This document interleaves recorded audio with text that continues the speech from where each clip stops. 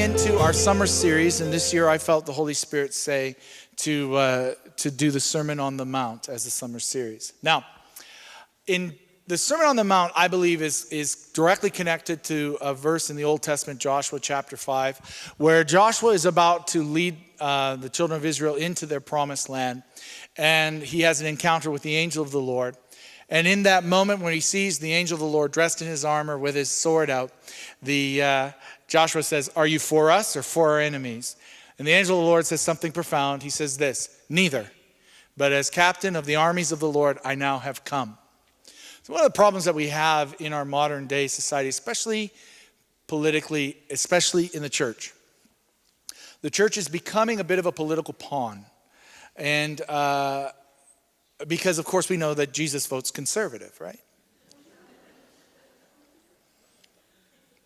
The fact of the matter is that Jesus is looking at our political parties. He's looking at our system. And in the church, we're saying, are you for us or for the liberals? Are you for us or for the NDP? Are you for us or for the conservatives? And Jesus is saying, neither. But as captain of the armies of the Lord, I've come. What's the point? Heaven has an agenda. Heaven has a political agenda. Heaven has a way of viewing the world. And if we want to see the fullness of the kingdom manifest on the earth, we actually have to not bow to the politicizing of the church and follow the agenda of Jesus.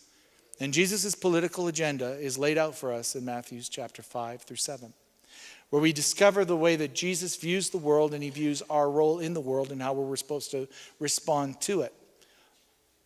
Now, this isn't to speak negatively about the democratic process. Frankly, it's the best one that we have so far. Ultimately, when we have a theocratic process, in other words, when we have the King of Kings here who can't be corrupted by power because he is power, everything will be okay.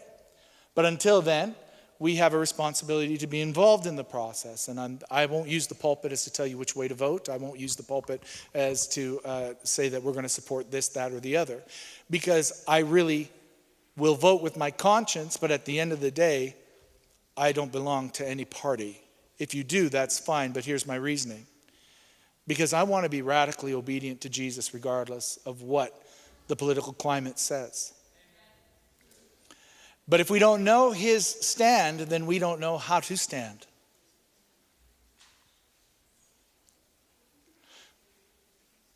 And so we have to dive into the political position of Jesus. What's heaven's agenda?